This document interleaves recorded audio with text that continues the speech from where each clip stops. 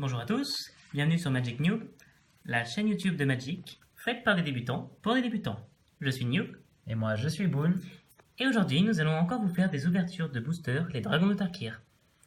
Plus précisément, 2 boosters. Et oui, aujourd'hui on est un peu fou, on double le plaisir. En double plaisir pour vous et pour nous aussi. Donc on va commencer rapidement cette ouverture. Et comme vous pouvez le voir juste en dessous, nous avons un tapis sympathique de Magic the Gathering avec le dieu Heliod, juste pour précision. Alors, je vais vous ouvrir le premier booster.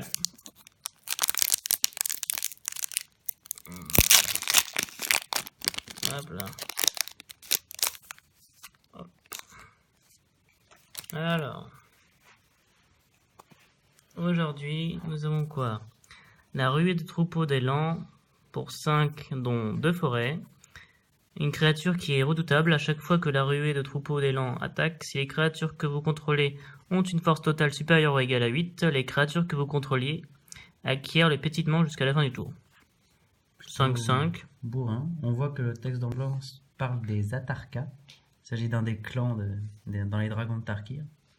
Celui qui est vert-rouge, si je ne m'abuse. Globalement, le clan de la violence, hein, soyons clairs. La carte est plutôt pas mal, une 5-5 pour 5. Donc c'est pas trop mal. Après, je pense pas que ce soit très utile.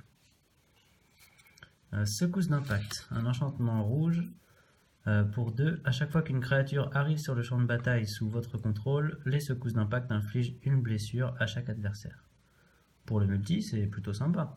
Parce qu'à chaque fois qu'on va qu'on va mettre une créature, on va mettre une blessure à chaque adversaire, c'est C'est plutôt une bonne carte, ouais. agréable. Bon, c'est commun, c'est une carte commune, donc ça doit pas être très fort en principe, je pense. C'est plutôt marrant.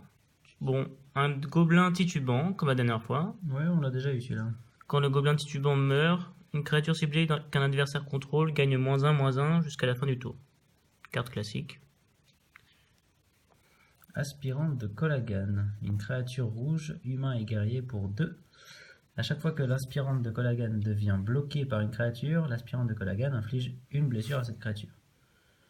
Ouais, ok. Du coup, ça peut tuer des 3 d'endurance, quoi, si je comprends bien. Ouais. Et ça peut aider à finir d'autres créatures. Enfin, c'est pas évident à mettre en œuvre, je pense, mais c'est intéressant. Ouais, c'est pas mal. Encore l'ours balafré par un dragon, Chose très courante sur Tarkir. qu'on avait déjà vu. Oula. La main de Silumgar, on l'a déjà eu, et d'ailleurs, on ne l'avait pas dit, mais Silumgar, c'est un des fameux dragons de Tarkir. Ouais, et on fera sûrement une vidéo pour vous montrer toutes les cartes de dragon qu'on a eues, pour vous montrer l'intérêt qu'il peut y avoir de faire des decks dragons, avec toutes les cartes rituelles, éphémères, et les créatures dragons qui peuvent être intéressantes. Elles sont pas forcément toutes intéressantes, mais bon, forcément, le blog s'appelle Les Dragons de Tarkir, ça fait un peu rêver quand on réussit à sortir un dragon. Malheureusement, on les a sortis que dans des boosters qu'on n'a pas encore filmés, c'est dommage. On espère en sortir un dans une vidéo pour le plaisir de le partager avec vous. Oui, bon, on continue cette ouverture. Alors, main de Silumgar. Ensuite, La carpe, on l'a déjà eu. Une 2-5 pour 5 qui un a bon bloqueur. aucun effet spécifique. Juste un bloqueur. Alors, le tacticien Avemain. Une créature oiseau et soldat qui a donc le vol. Et quand il arrive en jeu, il a le renforcement 1, ce qui veut dire qu'on choisit une créature dont l'endurance est la plus faible dans les créatures qu'on contrôle. Et on met un marqueur +1/+1 sur elle. Une 2-3 pour 5 qui est le redoutable. C'est un peu cher. Renforcement, pardon. C'est pas très intéressant. Fidèle de Sidizi pour 1, une Naga, je sais plus si on a déjà eu celle-ci. Une 0-4 qui a l'exploitation, et quand elle exploite une créature, on peut renvoyer la créature ciblée dans la main de son propriétaire. Ce qui est plutôt intéressant. Manœuvre astucieuse. Pour un incolore et une plaine, c'est un éphémère. La créature ciblée gagne +2/+2 jusqu'à la fin du tour. Et elle a le rebond. Donc on peut le faire le tour d'après sans payer le coup de mana. Donc c'est plutôt pas mal. Ouais, on observe plutôt bonne carte. un dragon d'Ojutai, si je ne m'abuse, en train d'esquiver, de blesser, je sais pas quoi, un autre dragon. Ouais, c'est joli, une jolie carte. Ouais. Jolie image. Ensuite, le dragon Targe-Peau. Alors, c'est une 3-3 vol lien de vie pour 6 avec la méga mue. Et quand il est retourné face visible, on peut mettre un marqueur +1/+1 sur chaque autre créature dragon que nous contrôlons. Donc c'est intéressant si on contrôle beaucoup de dragons, et donc si on a fait un deck thème dragon. Après, il faut vraiment avoir beaucoup de dragons pour chercher à faire ça. La méga mue coûte 7, ça veut dire qu'il faut déjà payer 3 un tour, ensuite payer la méga mue. Tout ça pour réussir à mettre des marqueurs sur des dragons, c'est un peu compliqué à mettre en œuvre quand même. Ouais. Mais la Ouais. carte est très stylée. Ouais, jolie carte toujours. Oula. Petit problème. Désolé. Calmons-nous, calmons-nous. Alors le monument de Colagan. On l'avait pas eu celui-là. Non. Colagan, c'est donc le dragon qu'on a vu d'ailleurs sur le booster, si je ne m'abuse, c'est celui-là. Le dragon noir-rouge. Un dragon un peu foudre d'ailleurs, on voit des éclairs sur la carte. Donc comme tous les monuments, le monument de Colagan permet d'ajouter 2 couleurs de mana, ici noir et rouge, pour 3 à la base, pour le poser. Et si on paye 4 incolores, un marais et une montagne, pardon, le monument de Colagan devient une créature artefact 4/4 noir et rouge, avec le vol jusqu'à la fin du tour. Comme tous les autres du coup. Ouais, dragon, comme tous les autres. Ouais. Dragon et l'orage. Et l'orage, du coup, ça doit être aussi de chez Colagan, si je ne m'abuse, étant donné que c'est vraiment le thème éclair-orage. On a donc un autre dragon 3-3 pour 6, similaire à celui qu'on a eu avant, mais ici c'est rouge, avec vol initiative, aussi la méga mue pour 7. Et quand il est retourné, on met un marqueur +1/+1 sur chaque autre dragon également. Ouais, donc c'est le même principe que l'autre, mais en rouge. Tout à fait. Oh, une carte mythique, l'élémental du rivage. Pour 3 îles, une créature élémentale, comme son nom l'indique. Pour une île, on exile l'élémental du rivage, puis on le renvoie sur le champ de bataille, face cachée, sous le contrôle de son propriétaire. Pour un incolore, l'élémental du rivage gagne +1, -1 ou -1, +1 jusqu'à la fin du tour. Mégamu pour 5. Ouais. Ça peut être intéressant. Ça peut être intéressant, oui. Par contre, il faut vraiment jouer mono bleu ou avoir beaucoup de sources de bleu, étant donné qu'il faut vraiment 3 mana bleus pour le lancer et un mana bleu pour l'exiler. L'exiler permet de le protéger du coup de tous les effets qu'on pourrait lui faire. On le fait partir avant qu'il se prenne un removal par exemple. C'est assez intéressant. Par contre, il revient en face cachée, donc il faut le retourner. Il faut payer la Mégamu. Enfin, il faut payer les 3. Hein. Ouais. Ça peut être intéressant. Et une petite plaine. Plutôt sympathique. Oui, on voit des dragons qui s'envolent. Et une carte.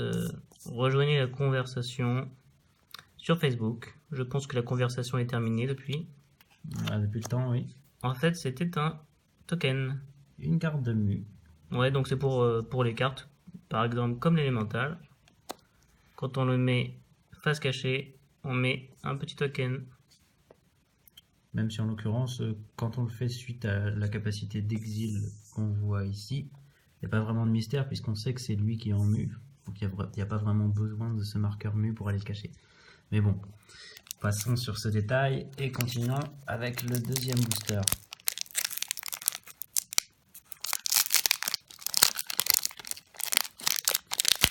Espérons avoir des bonnes cartes. Hop. Vandaliser, qu'on a déjà eu. Donc un rituel pour 4 incolores et une montagne. On choisit l'un ou les deux. Détruisez l'artefact ciblé ou détruisez le terrain ciblé. Donc une bonne carte, mais un peu chère. Oui, c'est simple et efficace, mais c'est vrai que c'est un peu cher. Alors, Diablotin téméraire, on l'avait déjà vu aussi. Donc c'est une créature pour 3, une 2/2 qui a le vol et qui ne peut pas bloquer.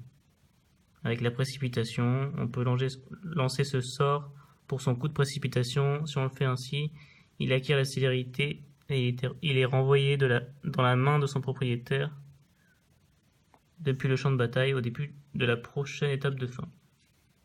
Oh, encore un artilleur inox, le chien de chasse, j'ai du mal à le dire, et archer, qui nous avait fait bien rigoler la dernière fois. Donc oui, une carte plutôt inintéressante à mon avis. J'ai du mal à prendre au sérieux des chiens de chasse.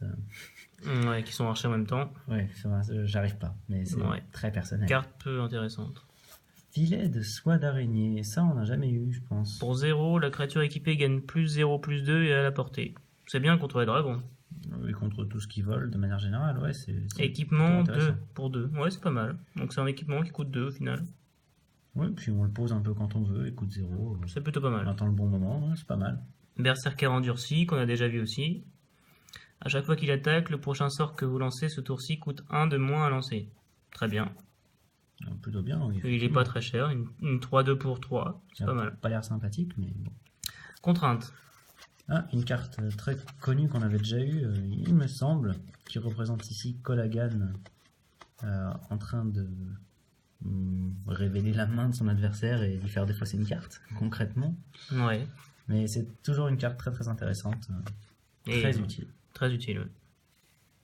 Centrer l'âme. Ah, ça, c'est typiquement l'état d'esprit Ojutai, avec les moines. Ojutai, c'est donc le dragon qui lie les couleurs bleu et blanc. Donc ici on a un éphémère qui fait que la créature ciblée que l'on contrôle acquiert la protection contre la couleur de son choix jusqu'à la fin du tour. Et elle a le rebond, cette carte. Donc c'est très bonne carte pour 2. Oui, tout à fait.